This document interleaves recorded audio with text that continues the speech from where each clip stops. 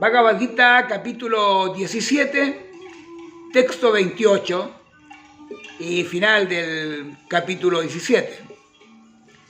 La ofrenda, el sacrificio, la austeridad, la limosna o cualquier otro acto cumplido sin fe se llama asat. Y nulo es aquí y en el más allá, o parta. No sirve, es asat. Sat es lo positivo, asat es lo negativo. Ellos también, en el idioma sánscrito, la A es todo lo contrario de lo que es un elemento, ¿no? Sat es el contacto con Dios, asat es el no contacto con Dios. Vidya es el conocimiento, avidya significa ignorancia. Así que siempre tenemos una manera de mostrar algo que es positivo y algo que es negativo. Aquí lo positivo es el conocimiento y por eso mi maestro espiritual dice: cualquier cosa que se haga sin el objetivo trascendental, ya sea sacrificio, caridad o penitencia, es inútil. Por consiguiente, en este verso se declara que esa clase de actividades son muy negativas. Todo se debe hacer en el plano de la conciencia. Sin esa fe y sin la guía de vida, nunca puede haber ningún fruto. En todas las escrituras védicas aconseja el tener fe en el Supremo. En la persecución de todas las instrucciones védicas, la meta última es llegar a comprender al absoluto. Nadie puede lograr el éxito sin seguir ese principio. Por lo tanto, lo mejor es trabajar desde un principio en el plano de conciencia, bajo la guía de un maestro espiritual genuino. Esa es la manera de hacer que todo sea un éxito. Krishna es el maestro espiritual original y nos ha enseñado en este capítulo la importancia que tiene el actuar en un estado superior a las tres modalidades de la naturaleza material: ignorancia, pasión y bondad. Uno debe actuar sobre de esas tres modalidades, es decir, llegar a un estado de bondad pura que se llama Vishuddha-sattva, que lo hemos explicado. Y por otro lado nos enseña de que todas las actividades trascendentales deben ser comenzadas con el mantra Om. Om Tat Sat.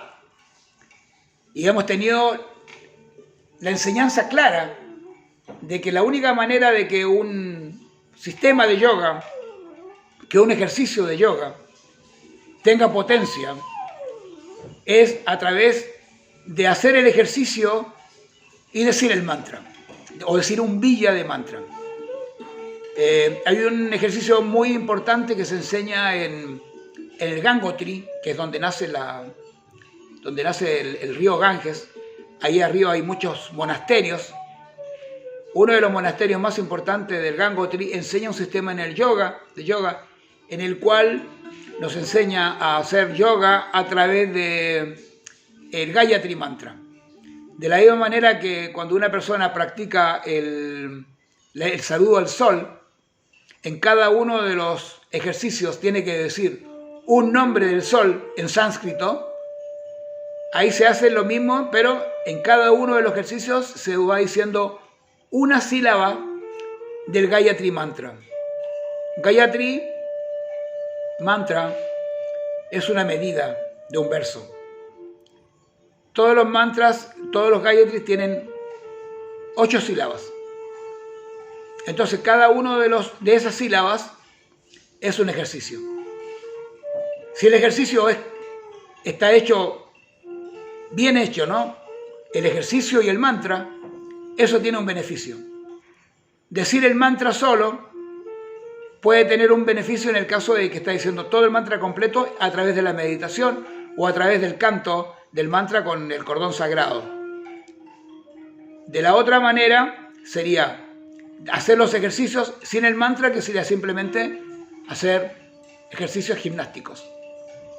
Pero cuando hace el mantra junto con el ejercicio, alcanza un nivel superior. Y esa es la finalidad del yoga. El yoga es algo muy lindo, y tiene grandes posibilidades. Hay mucha gente que practica yoga y le ha cambiado la vida. Incluso les puedo asegurar que de los años 70 que muchas empresas contratan los servicios de escuelas de yoga para hacerles los ejercicios de meditación a sus empleados. Sobre todo pasa mucho en Estados Unidos y en Europa, donde todo el mundo va a una sala que tiene la empresa y todo el mundo en ese momento van a practicar 5, 10, 15 minutos de meditación, y esos trabajadores tienen un rendimiento superior. Y no solamente tienen un rendimiento superior, sino que además son personas felices.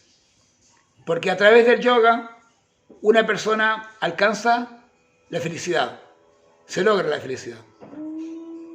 Nosotros lo hacemos a través del Bhakti Yoga, haciendo actividades como por ejemplo al cocinar, al cantar los mantras, al aprender este conocimiento, al leer Bhagavad Gita. Practicamos un sistema de yoga que es un yoga de devoción y conocimiento. Bhakti Yoga, Jnana Yoga. Y eso nos ayuda a tener la mente ocupada y a tener un control sobre la mente. Esa es la idea. Bueno, nos encontramos en el próximo capítulo, que ya sería el último, el capítulo 18. Me llego a emocionar.